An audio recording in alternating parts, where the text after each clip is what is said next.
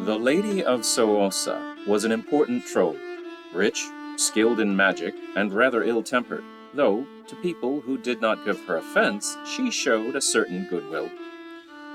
One impoverished old woman, an actual human, that is, who lived in a cottage near Soåsa, was one time in great need. Her bread had run out, she had no helpful neighbors, and famine sat like a guest in the broken-down cottage, threatening the old woman with grim looks. Then, one evening, she heard a pounding on the door. "For God's sake, just come on in," cried the old woman, who was in a bit of a strange mood. "In that name I will not enter, but I do have a job for you on account of the Lady of Soåsa. Spin for her fine yarn, but do not wet the threads with spittle, for then it becomes Christian, and that the lady does not tolerate." "Where should I leave the yarn?" inquired the woman, trembling. "Go straight forward into the woods, and you shall find a place green, open, and flat. Lay down the yarn there, and the next day you shall receive your payment." The old woman began immediately to spin the linen fibers that she found outside the cottage door, but placed a bowl of water next to her work, which she used to wet the thread.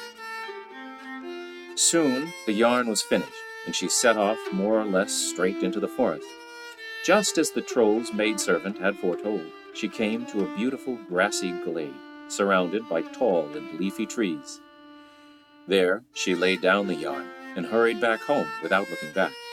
The following day she returned, and found in the same place a new bundle of linen fiber, as well as some silver coins.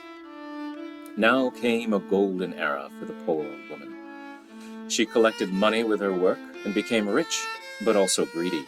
She forgot her prayers, which she had never before neglected when she laid herself down to rest.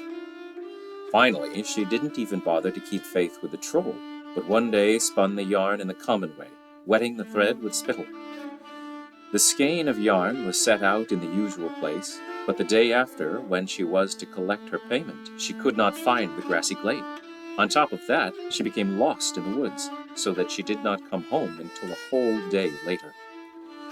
When she did find her way home, she went quickly to count her money, but found that all of her silver coins had been turned into pebbles. Her need became worse than before, for nobody wanted to help a person known to do business with the infamous Lady of Soåsa, and the old woman died shortly thereafter in great misery.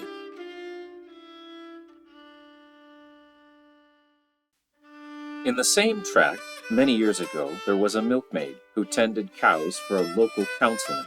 These cows, who grazed out in the local forests, just did not seem to thrive on their pasture. And sometimes, despite her searching, the girl could not find the cows, and when she finally did, they had already been milked. One such day, she went to look for her master's cattle, which had gone to graze in the woods that surround Soåsa.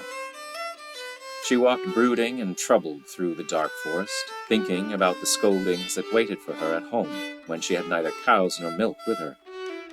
Maybe she was also frightened, remembering all the stories of trolls and ghosts that haunted that very forest.